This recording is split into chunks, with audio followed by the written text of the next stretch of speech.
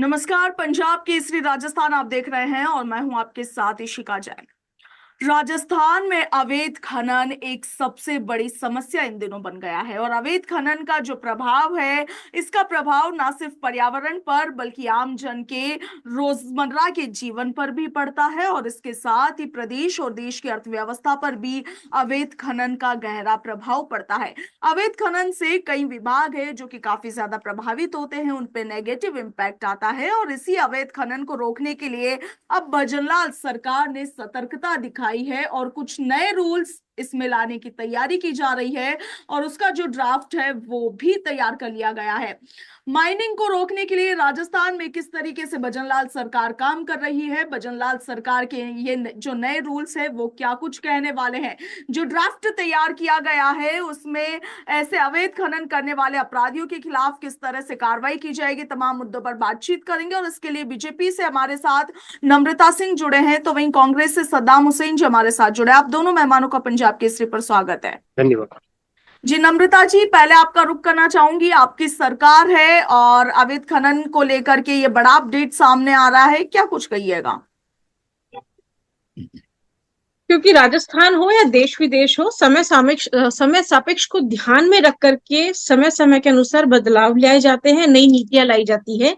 और ये जो नई नीतियां लाई जाती है यह सब ना कि खनन क्षेत्र में बताना चाहूंगी कि पर्यावरण के समन्वय बैठाकर इनको ध्यान में रख करके और हर पहलू को समझ करके उनसे जुड़े हुए प्रतिनिधि आम जन लोगों के साथ मिलकर के प्रस्ताव रख करके पूरी नीतियां बनाई जाती है। क्योंकि इसकी जरूरत क्यों पड़ी, नई नीतियों की जरूरत क्यों पड़ी, यह मेन मुद्दा है। जी। कांग्रेस राज के अंदर जो हमारी धरती माता का जमकर चीरहरण हुआ, अवैध खनन हुआ, राजस्व को लूटा गया, जो अवैध खनन करते थे, माफिया थे, खनन माफिया कर्मचारी, और जो कांग्रेसी नेताओं का गठबंधन होकर, जो गठजोड़ होकर के राजस्व को लूटा गया और धरती माता को जो लूटा गया है, उसे रोकने के लिए जब आम जन सरकार हमारी लेकर के आई, हमें चुना गया, तो ये हमारी जिम्मेदारी बनती है कि उन सभी समस्याओं को खत्म करने के लिए, उनसे मुक्ति पाने के लिए सत्ता में जब हमें लाया गया तो जिम्मेदारी के साथ पर्यावरण के साथ सामंजस्य बैठा सके और एक वैध खनन को स्थापित कर सके और कितनी संतुलित खनिज संपदा हमें निकालनी है, धरती माता से लेनी है, इसकी एक व्यवस्था बना सके, इसी के द्वारा वैध खनन को स्थापित कर सके, मैकेनिज्म ला सके, ऑटो मोड पे ला सके, ट्रांसपेरेंसी ला सके, ताकि जो समस्याएं है खनन क्षेत्र की वह स्थानीय रूप से और मैकेनिज्म के साथ सुधार दिया जाए। जी सद्दाम हुसैन जी, आपका रुख करना चाहूंगी। नम्रता जी ने तो अवैध खनन का सारा ठीकरा कांग्रेस सरकार पर फोड़ दिया है, क्या कहिएगा? जी इसी का जी मैं बताना चाहूंगा, प्रदेश में भ्रष्टाचार की शुरुआत वर्ष 2004 और 5 में भाजपा के कार्यकाल से हुई थी, भरतपुर के पहाड़ी क्षेत्रों के अंदर। अच्छा। दूसरी बात, अभी भारतीय जनता पार्टी की ओर से नई नीति लाने का जो ऐलान किया जा रहा है, मैं आपको बताना चाहूंगा 2015 में भी नई नीति बनाई गई, उसके उपरांत 2017 के अंदर, 18 के अंदर, 2019 के अंदर और 2020 के अंदर भी नीति के अंदर संशोधन किया गया। और वर्तमान में प्रदेश की भाजपा सरकार की ओर से भी नई नीति लाने का जो पूरे प्रदेश के अंदर एक माहौल बनाया जा रहा है। नई नीति लाना महत्वपूर्ण नहीं है, जो नीति लाई जा रही है उसका प्रभावी क्रियान्वयन होना अति आवश्यक है। क्या राजस्थान के अंदर नई जो नीति लाई जा रही है, इससे क्या प्रदेश में अवैध खनन रुक जाएगा? वित्तीय अनियमितता है उस पर रोक लगेगी? जो राजस्व है, रोजगार के अवसर है खनन के क्षेत्र में, क्या रोजगार के अवसर और राजस्व में अभिवृद्धि होगी? कोशिश तो करनी पड़ेगी ना, सवाल तो कई है मगर एक पहल तो करनी पड़ेगी और ये पहल भजनलाल सरकार कर रही है। बिल्कुल। और मैं इसी का जी आपको बताना चाहूंगा, भी हमारे बड़ी बहन बता रही थी भाजपा से कि कांग्रेस के कार्यकाल के अंदर ये भ्रष्टाचार, मैं आपको बताना चाहूंगा, गत जो वसुंधरा जी की सरकार थी उस समय जो खनन मंत्री थे राजकुमार जी रेणुआ, जिन पे अरबों रुपए का खनन घोटाले का आरोप लगा, वो प्रकरण आज भी लोकायुक्त महोदय के समक्ष विचाराधीन है। भाजपा के कार्यकाल में जो भी भ्रष्ट थे उनको किसी को नहीं छोड़ा गया। आपको याद दिलाना चाहूंगी, चाहे खनन क्षेत्र के माफिया, भूमाफिया शेर खान हो, चाहे नम्रता जी मैं अपनी बात रख देता हूँ, जेल में डाल दिया गया था। आप अपनी बात रखेंगे, मैं बिल्कुल डिस्टर्ब नहीं करूंगा, कृपया आप मुझे अपनी बात रखने दे। सुन मैं लीजिए आपको नम्रता बताना जी चाहूंगा, सद्दाम जी को। जी सद्दाम जी कहिए। बजट सत्र 2024 में प्रश्नकाल के दौरान भाजपा सरकार के जो मंत्री हैं गजेंद्र सिंह जी खीसड़, जो अवैध खनन के संबंध में रोकथाम के जो आंकड़े विधानसभा में पेश कर रहे थे, तो उस समय कांग्रेस के जो नेता प्रतिपक्ष है उन्होंने एक प्रश्न किया था विधानसभा में उनसे, क्या आपके द्वारा जो प्रदेश के अंदर अवैध खनन रोकने के लिए जो अभियान संचालित किया गया था, क्या वो उस अभियान को किस कारण से बंद किया गया? क्या प्रदेश में पूर्ण रूप से अवैध खनन पे रोक लग चुकी है? अगर रोक लग चुकी है तो निरंतर अवैध खनन की घटनाएं सामने क्यों आ लेकिन रही है? सद्दाम जी और अवैध अगर रोक खनन पर नहीं, रोक लगाने के लिए सरकार ये बिल लाने की बात कर रही है ना, हम उसी पर बात कर रहे हैं। बिल्कुल बिल्कुल इसी का जी हाँ। मैं आपको बताना चाहूंगा। साथ में अगर पूर्ण रूप से रोक नहीं लगी है तो अभियान को बंद क्यों किया गया है? मैं अभी बताना चाहूंगा, वर्ष 2024 के अंदर अवैध खनन के कुल 2234 है वो प्रकरण सामने आए हैं। 2000 के करीब वाहन जब्त किए गए, उनमें से मात्र 564 प्रकरणों के अंदर ही प्राथमिक प्राथमिक सूचना रिपोर्ट दर्ज की गई है। जब 2000 के करीब वाहन जब्त किए गए हैं, 2234 के करीब प्रकरण सामने आए, तो मात्र 564 व्यक्तियों के विरुद्ध ही एफआईआर दर्ज की गई। और लोगों को क्या सरकार उनको बचाना चाह रही है? क्या सरकार उन सभी पे कार्रवाई करने की इच्छुक नहीं है? अगर कार्रवाई करने की इच्छुक है सरकार, तो फिर नाम मात्र के लोगों पर एफआईआर दर्ज क्यों की गई? चलिए सद्दाम जी आपके तो सवाल पर नम्रता जी से जवाब ले लेते हैं। इसके साथ ही नम्रता जी सही सवाल है, जवाब जरूर दीजिएगा। मगर सद्दाम जी आपको ये भी बता दें कि भ्रष्टाचार की जिसकी आप बात कर रहे हैं, अवैध खनन की, पिछले कई सालों से राजस्थान में चला आ रहा है और रुकने का नाम नहीं ले रहा। सरकारें आती है, बदलती है, नए नियम आते हैं, मगर अवैध खनन पर किसी प्रकार की जो पूरी तरीके से जो कार्रवाई होनी चाहिए वो अभी तक नहीं हो रही है। नम्रता जी सद्दाम जी का जवाब दे दीजिएगा उनके सवाल का। सद्दाम जी ने, जो कांग्रेस के प्रवक्ता हैं, उन्होंने जो एक बात कही कि बीजेपी राज में ऐसा हुआ, ये हुआ, मैं आपको बताना चाहूंगी कांग्रेस की जब सरकार थी, तब जब खनन क्षेत्र में जो भू माफिया, ये भू खनन माफिया थे, माफी चाहूंगी, खनन माफिया थे, जो सरकारों के साथ जो मिलकर के इन्होंने, जब हम रात को सोते थे पहाड़ देखते थे, सुबह उठते तो खाली मैदान होता था, जंगल के जंगल काट दिए गए, जो पर्यावरण के साथ जो धोखा किया गया, राजस्व के साथ जो धोखा किया गया, उससे बचने के लिए, और अब जो कह रहे हैं कि ऐसा हुआ वैसा हुआ, तो इनको बताना चाहूंगी जो बिल लाया जा रहा है ये इन्हीं सभी चीजों को रोकने के लिए लाया जा रहा है। इसका मेन उद्देश्य क्या है? ताकि ट्रांसपेरेंसी आ सके माइनिंग के क्षेत्र में, वैध माइनिंग को बढ़ावा मिल सके और उसको स्थापित किया जा सके, मॉडर्नाइजेशन हो सके, साइंटिफिक तरीके से हर काम हो सके, जीरो लॉस को हम मेंटेन कर सके, रोजगार के नए साधन आए, रोजगार को विकसित किया जाए, औद्योगिक निवेश को विकसित किया जाए। तो हम जो बैलेंस देख रहे हैं, चाहे हम रेवेन्यू की तरफ जाएं, चाहे मॉडर्नाइजेशन की तरफ जाएं, चाहे हम एक वैज्ञानिक तरीके से खनन को देखें, तो इन सबको स्थापित करने के लिए नई नीतियां आ रही हैं। तो ये जो इनका, और हमारे भाजपा सरकार की ये खासियत है कि जिस टाइम का ये हमें उदाहरण दे रहे हैं, उस समय खनन माफिया शेर खान होते थे, उनसे लेकर कई आईएएस अधिकारियों को, जो उस टाइम आईपीएस अफसर हुआ करते थे, उनको जेल में भी डाला है। तो हमारी जो सरकार आती है तो उसमें ना आईपीएस, ना आईएएस, ना किसी भू माफिया, ना कोई खनन माफिया को बख्शा जाता है। सबको एक सतत भाव से देखकर, अगर अपराधी है तो उसको सजा दी जाएगी। अब रही बात बिल लाने की, बिल क्यों आवश्यक है? तो बिल की आवश्यकता इसलिए है क्योंकि जो अवैध खनन हो रहा है उसको रोका जाए, और हमारी धरती माता में से हमें कितना संतुलित खनिज निकालना है, क्योंकि अगर सभी कुछ निकाल दिया जाएगा तो बंजर हो जाएगा। तो हमें धरती से कितना संतुलित खनिज निकालना है, कितनी वैधता लानी है, इन सब के लिए एक नीति बनाई जा रही है जो कि पर्यावरण को भी संतुलित रख सके, पर्यावरण को संतुलित रख सके, राजस्व को संतुलित कर सके, बढ़ा सके। जी सद्दाम जी, क्या लगता है नई नीति भाजपा लाने की बात कर रही है? अवैध खनन माइनिंग का जो मुद्दा है पिछले कई सालों से राजस्थान में प्रमुख मुद्दा बना हुआ है, इसकी जड़ें काफी गहरी है, अपराधियों तक पहुंच पाना बड़ा मुश्किल काम है। हालांकि काम कर रहे हैं, सरकारों ने लगातार काम किया है। अब क्या उम्मीदें हैं आपको? जी जी नम्रता जी क्या कह रहे हैं? मैं बताना चाहूंगी आपके माध्यम से सभी जनता को, क्योंकि यह बात सभी पूरे राजस्थान और पूरा हमारे देश की आम जनता जान सके जरूरी नहीं है। सबको पता होना चाहिए कि हमारी जो नीति हम ला रहे हैं उसमें एक सबसे अच्छी बात यह है कि हम उसमें एग्जीक्यूटिव माइनिंग जोन भी बनाना चाह रहे हैं। इसके अलावा जो स्थानीय समस्या होती है उसको ट्रांसपेरेंसी करने के लिए हम एक प्रॉपर मैकेनिज्म बना रहे हैं, ताकि जैसे एग्जाम्पल दूंगी, राजस्व विभाग में जो जमाबंदियां होती है उसके अंदर माइनिंग क्षेत्र का पूरा ब्यौरा हो, ताकि आम जन को पता रख सके कि यह माइनिंग क्षेत्र में आता है कि नहीं आता। और पोर्टल के माध्यम से, क्योंकि आईटी का टाइम है, आर्टिफिशियल टेक्नोलॉजी का टाइम है, इंटेलिजेंस का टाइम है, तो उसके माध्यम से पूरी ट्रांसपेरेंसी से आम जनता हो और माइनिंग क्षेत्र का जो सामंजस्य है, पर्यावरण का जो सामंजस्य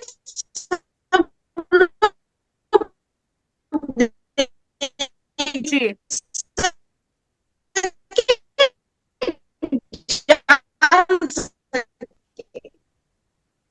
जी, क्या कहिएगा सद्दाम साहब? जी इशिका जी, मैं बताना चाहूंगा अभी नम्रता जी बता रही थी कि भ्रष्टाचार पे अंकुश लगाने के लिए हमारी सरकार ने ये नई नीति लेके आई है, बिल लेके आई है। मैं आपको बताना चाहूंगा, जब कांग्रेस कार्यकाल के अंदर जो अधिकारी और कर्मचारियों पे जो भी आरोप लगे अनियमितताओं के, सरकार ने उनके जो 1972 है ऐसे अधिकारी कर्मचारी जिनके खिलाफ कार्रवाई के लिए सरकार ने अभियोजन स्वीकृति प्रदान की। जबकि प्रदेश में भाजपा की सरकार बनने के उपरांत मात्र 11 अधिकारियों और कर्मचारियों के विरुद्ध अभियोजन की स्वीकृति प्रदान की गई है। सरकार वर्तमान में जो प्रदेश में भाजपा की सरकार है वो भ्रष्टाचार में लिप्त अधिकारियों कर्मचारियों को बचाने का काम कर रही है। दूसरी बात मैं आपको बताना चाहूंगा कि सरकार किन्हें बचाने का काम कर रहे हैं सद्दाम जी? नाम बता दीजिए, किन्हें बचाने का? आप बड़े आरोप लगा रहे हैं, किन्हें बचाने का काम किया जा रहा है?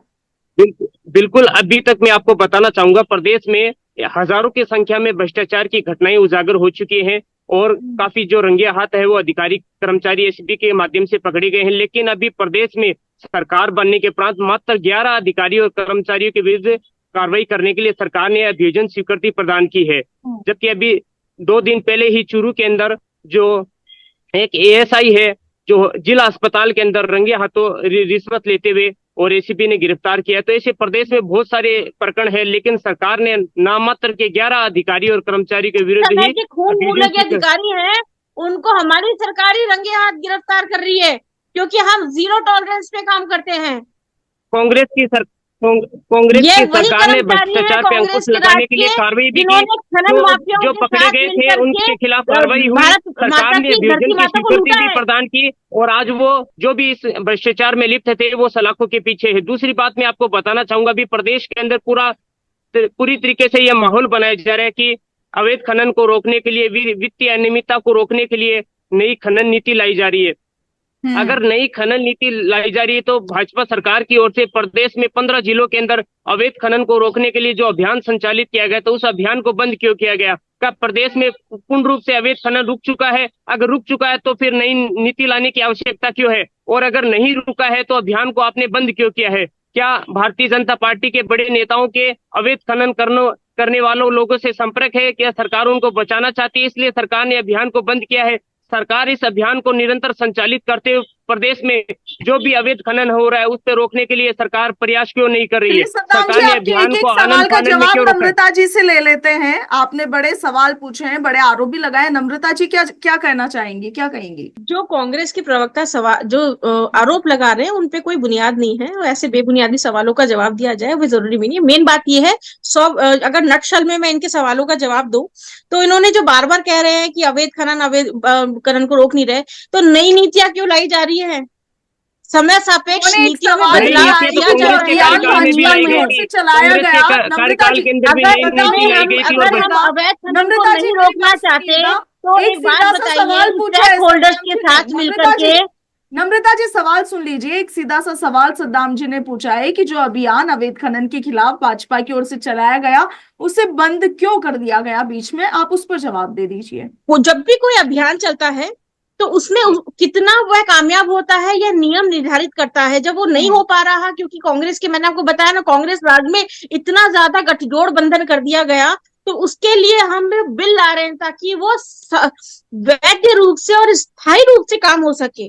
अभियान स्थायी नहीं होते, बिल स्थायी होते हैं, तो उसमें स्थायित्व आ सके और जितने भी सवाल अभी हमारे कांग्रेस के प्रवक्ता ने करे उनके लिए मैं आपको बताना चाहूंगी कि हमारे जो खनन पेट्रोलियम विभाग के प्रमुख शासन सचिव है टी रविकांत जी माननीय उन्होंने जो अभी नई नीति बनाने के लिए जो एक्शन मोड पे हम काम कर रहे हैं उसमें ना केवल आमजन बल्कि जितने भी स्टेक होल्डर्स हैं, जो भी उनके प्रतिनिधि हैं, आम जन है, उन सभी के सामने एक प्रोजेक्ट तैयार करके उनके समक्ष बैठे हैं।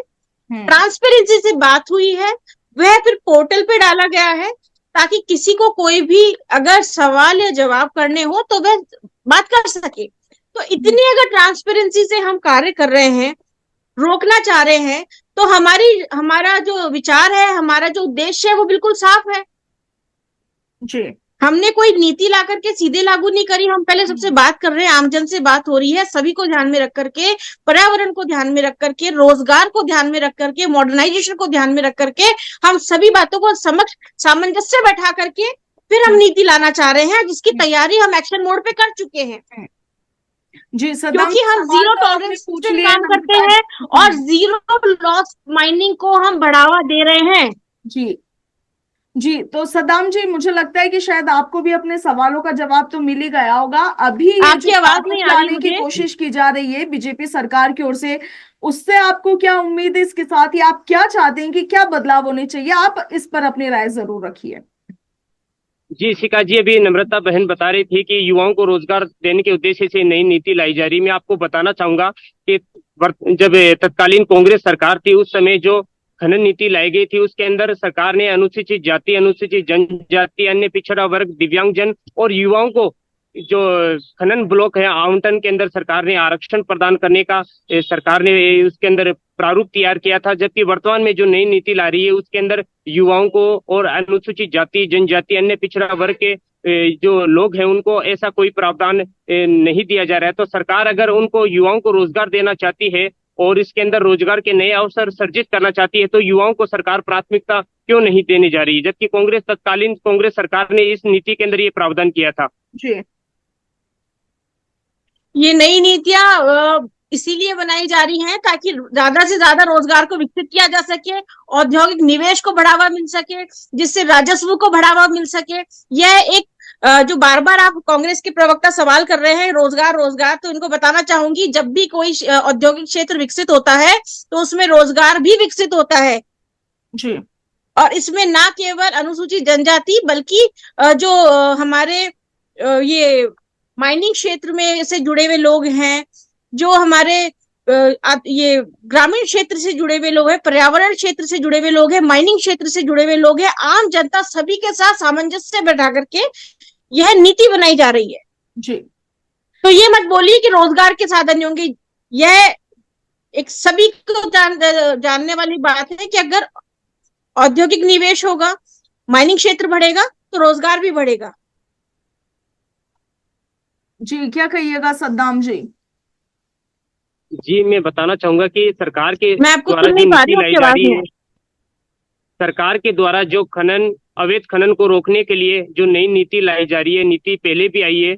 नीति लाना कोई नई बात नहीं है, लेकिन नीति का प्रभावी रूप से क्रियान्वयन होना अति आवश्यक है। चलिए, वो तो हम इसके बारे में तो उम्मीद कर ही सकते हैं कि जो सरकार ने पहल की है स्वागत योग्य है और उम्मीद करते हैं कि जरूर ये धरातल पर प्रभावी रूप से उतरेगी। नम्रता जी, जो नई पॉलिसी आ रही है उससे आने के बाद में क्या कुछ हमारे प्रदेश की अर्थव्यवस्था पर प्रभाव पड़ेगा, आम जनता को क्या लाभ होगा, इस पर एक क्लोजिंग नोट दे दीजिए। देखिए, जो नई पॉलिसीज हम लेकर के आ रहे हैं, सबसे बड़ी बात तो यह मैं बताना चाहूंगी कि यह पर्यावरण के साथ सामंजस्य बैठाएगा। हमें कितना खनिज निकालना है धरती से ताकि धरती की जो है संतुलन बना रहे, यह भी एक सबसे बड़ा मुद्दा होता है खनन माइनिंग क्षेत्र का। इसके अलावा हमारे राज्य के अंदर वैध माइनिंग स्थापित हो सके, रोजगार बढ़ सके, मॉडर्नाइजेशन हो सके, हम एक वैज्ञानिक तरीके से खनन कर सके, टेक्नोलॉजीज के द्वारा बिल्कुल एक मैकेनिज्म बन सके, ट्रांसपेरेंसी हो सके, समय को बचाया जा सके, समय की वैल्यू हो सके, इन सब बातों को ध्यान में रख करके और रोजगार बढ़ सके और जो स्थानीय समस्या होती है उसका समाधान कम समय में और इजीली हो जाए, ये पूरा प्रॉपर मैकेनिज्म बनाने के द्वारा ये पूरी नीति बनाई जा रही है। यह सरलीकरण को बढ़ावा देगा, ये बहुत बड़े क्रांति लेकर आएगा वैध माइनिंग को स्थापित करने के लिए। जी चलिए नम्रता जी और सद्दाम जी, आप और जो अवैध माइनिंग हो रही है, अवैध खनन हो रहा है, उसको हम जीरो टॉलरेंस करते हैं, उसको बिल्कुल बर्दाश्त नहीं किया जाएगा, चाहे कोई भी हो। और सबसे बड़ी बात, हम जीरो लॉस माइनिंग को बढ़ावा दे रहे हैं ताकि किसी को भी लॉस ना हो सके, ना पर्यावरण को, ना व्यापार में, ना राजस्व में, ना किसी और क्षेत्र में। जी चलिए नम्रता जी, उम्मीद यही है पूरे प्रदेश की जनता को कि पहले की जो खनन नीतियां लाई गई थी उनका जो हाल हुआ वो इस बार ना हो। इस बार भजनलाल सरकार जो अवैध खनन को रोकने के लिए जो कुछ भी कदम उठाए स्वागत योग्य है और उम्मीद करते हैं कि धरातल पर वो जरूर उतर कर भजनलाल जी भाई साहब बहुत अच्छा काम कर रहे हैं हमारे मुख्यमंत्री जी। जी चलिए नम्रता जी और सद्दाम जी, आप दोनों मेहमानों का पंजाब केसरी पर जुड़ने के लिए धन्यवाद।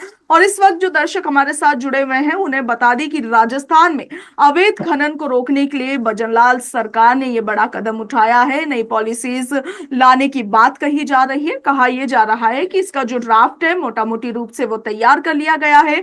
इसमें कई तरीके की जो चीजें हैं उन्हें शामिल किया गया है ताकि प्रदेश के हर एक क्षेत्र में अवैध खनन यानी कि माइनिंग को रोकने का काम किया जा सके। आपका इस पर क्या कुछ कहना है कमेंट सेक्शन में जरूर लिखिएगा। फिलहाल के लिए इतना ही, नमस्कार।